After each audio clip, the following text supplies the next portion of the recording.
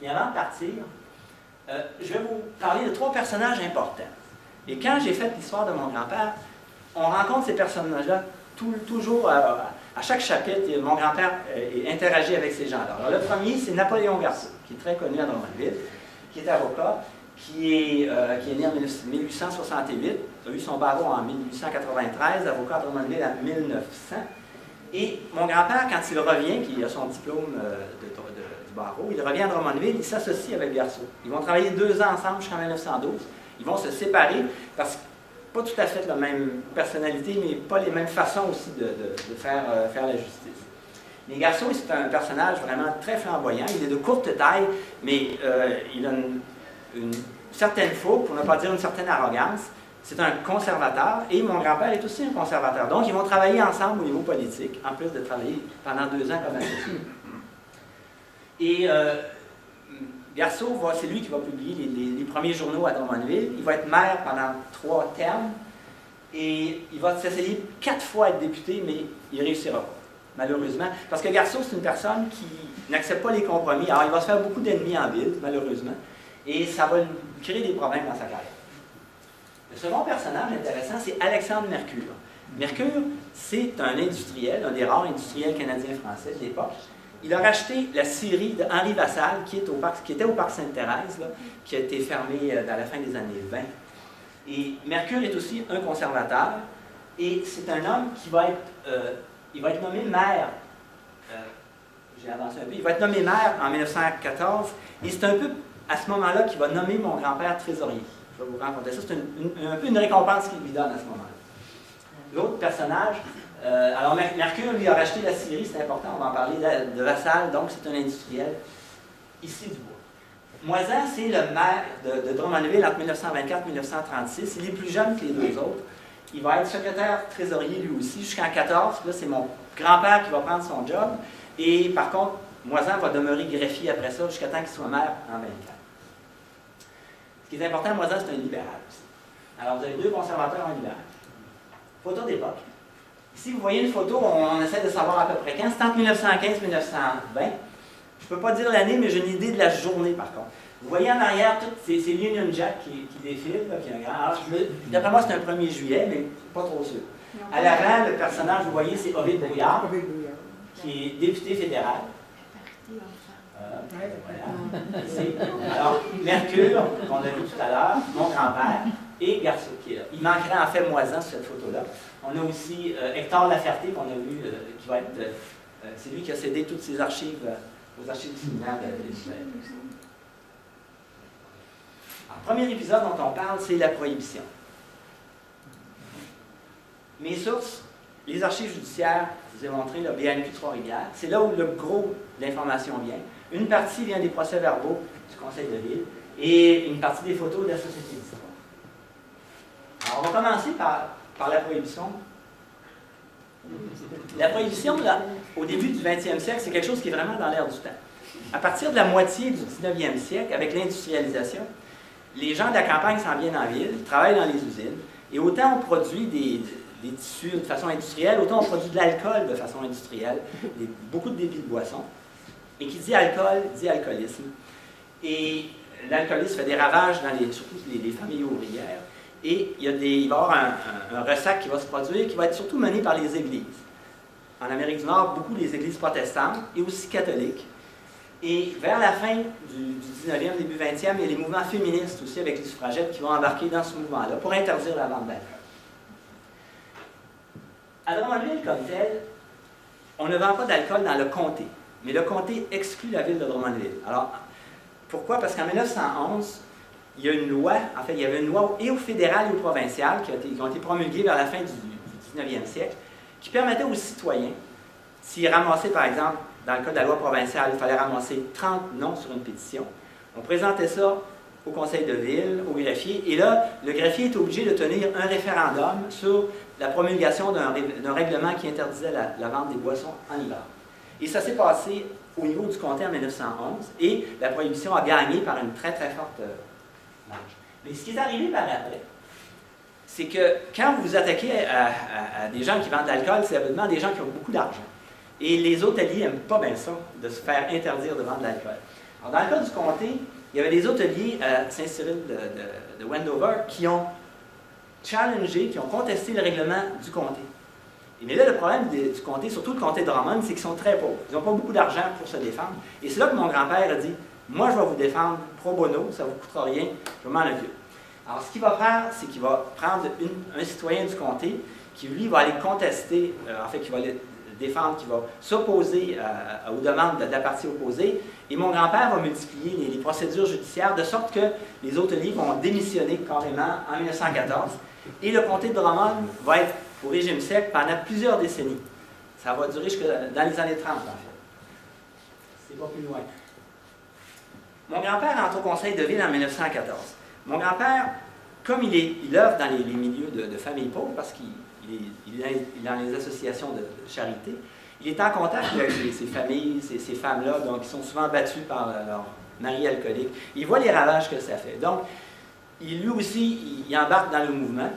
Et en 1914, en arrivant au conseil, il essaie de sensibiliser les collègues qui sont échevins. Il n'a pas le droit de vote parce qu'il est juste secrétaire trésorier. Il y a seulement les élus, les échevins et le maire qui peuvent voter les règlements. Et au conseil, il y a un problème, c'est qu'il y a 4 échevins qui sont pour la prohibition, puis il y en a 4 qui sont contre. Et le maire est contre la prohibition. Donc, il y a un problème. Alors, ce qu'il va faire, il va aller voir, il va travailler avec... Bon, avant, je vais vous montrer qui étaient les grands acteurs de la vente d'alcool. Il y a 3 hôtels en ville qui ont le droit de vendre de l'alcool. Il y a l'hôtel Grand Central, dont le propriétaire qu'on voit en petit, c'est Charles-Émile Bitz, et l'hôtel Manoir Drummond. L'hôtel Manoir Drummond a été liquidé en 1911. Il a été racheté par 3 actionnaires qui sont Ovide Brouillard, qu'on a vu tout à l'heure, et Alexandre Mercure, qui est l'industriel, et l'autre, c'est ni l'autre que Napoléon Garceau. Donc, le maire de la ville est propriétaire de l'hôtel. Alors, vous imaginez pourquoi il veut pas qu'on interdise la vente d'alcool. Mon grand-père va travailler sur la loi de la tempérance du Québec et c'est indiqué à l'article 13-20 que ça prend 30 signatures. Et une fois qu'on a ces 30 signatures-là, on les dépose au greffier, au secrétaire trésorier. Et là, la ville est obligée de tenir un référendum. Et c'est ce qu'il va faire. Alors ça, c'est la pétition qu'il a amassée. Il est allé chercher à peu près 90 noms. Et là, c'est assez intéressant parce qu'il y a des gens ici dans la salle qui vont en reconnaître quelques-uns. D'abord, tous les médecins de la ville sont là. Ephraim Archambault, qui est le grand-père de Yolande, a signé la pétition. Et on a aussi Marie Poirier. Marie Poirier, c'est la mère de Micheline ici. Elle a signé la pétition. Et à côté de Marie Poirier, on a Dame H. Vassal. En fait, c'est Adélaïde Vassal, la veuve d'Henri Vassal qui avait le moulin au parc Sainte-Thérèse. Le vote a lieu le 4 février 1915. Je vous ai montré une photo de la rue Herriot à peu près à l'époque. Je crois que le vote a lieu à la salle Courchaine, mais je ne suis pas certain. Alors, le matin, au bureau de votation, il y a 3 personnes. Alexandre Mercure, qui est maire et président d'élection. Walter Moisan, qui est greffier. Et mon grand-père, qui est trésorier. Ont droit de vote les citoyens qui sont sur la liste électorale. Et qui est sur la liste électorale? Il faut être propriétaire. Il faut avoir payé ses taxes. Alors, si vous n'avez pas payé vos taxes, malheureusement, vous ne pouvez pas voter. Alors, la journée commence, le bureau de vote ouvre à 9 h. Et là, les premiers citoyens arrivent.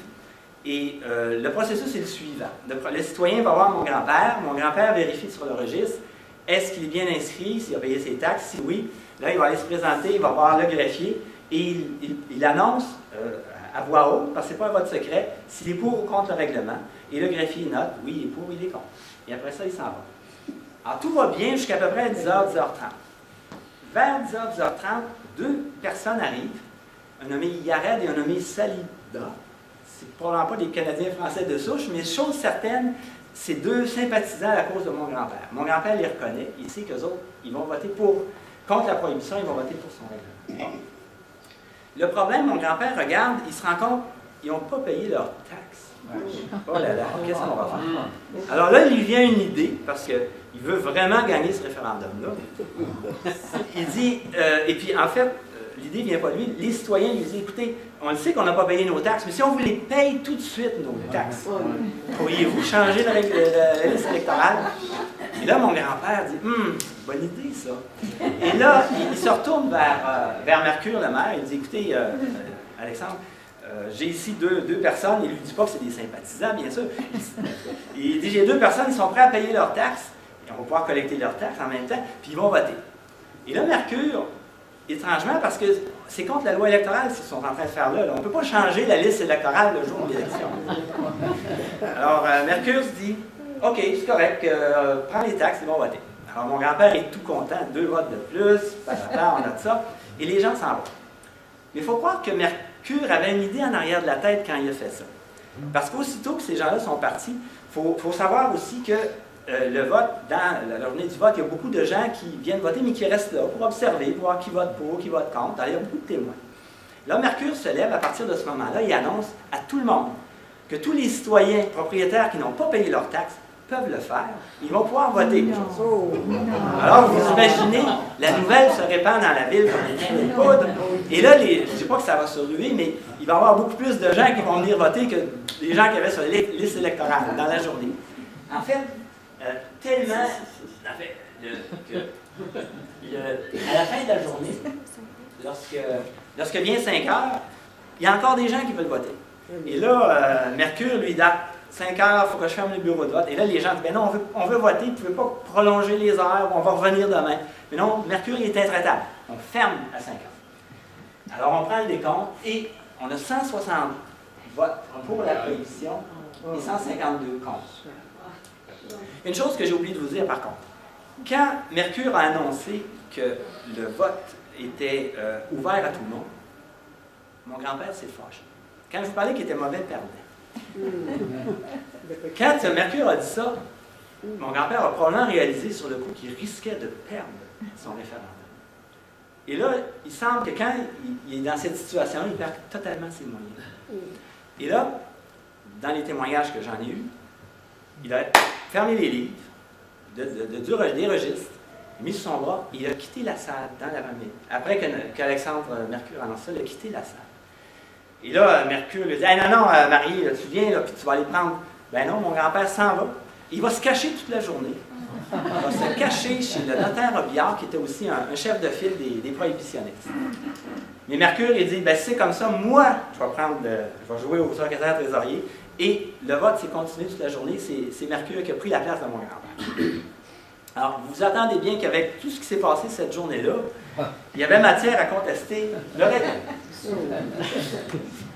Un qui était, aussitôt que le décompte est sorti, un qui, je pense qu'il se préparait un peu à ça, c'est l'hôtelier Charles-Émile Birtz. Alors, Birtz, la première chose qu'il fait après ça, c'est qu'il s'en va chez son avocat, qui est Charles-Henri Lalonde.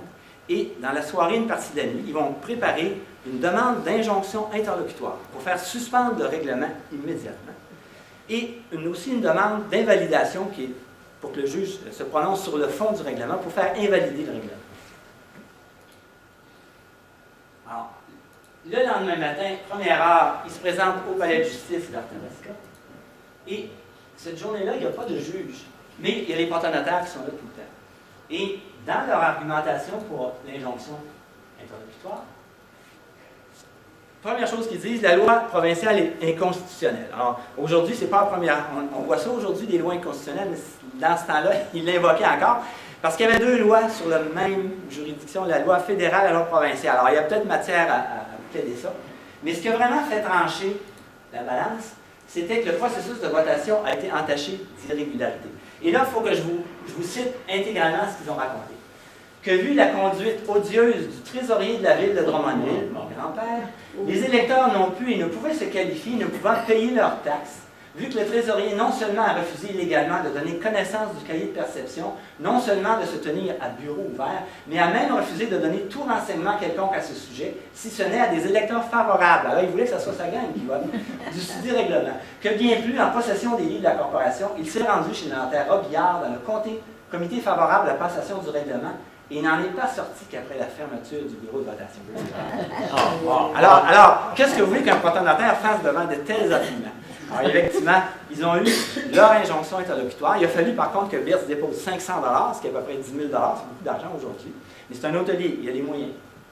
Et là, immédiatement, l'injonction est signifiée, est donnée au huissier, et là, elle va être signifiée au greffier dans les heures qui suivent. Ce qui fait que la prohibition a duré moins de 24 heures à Drummondville.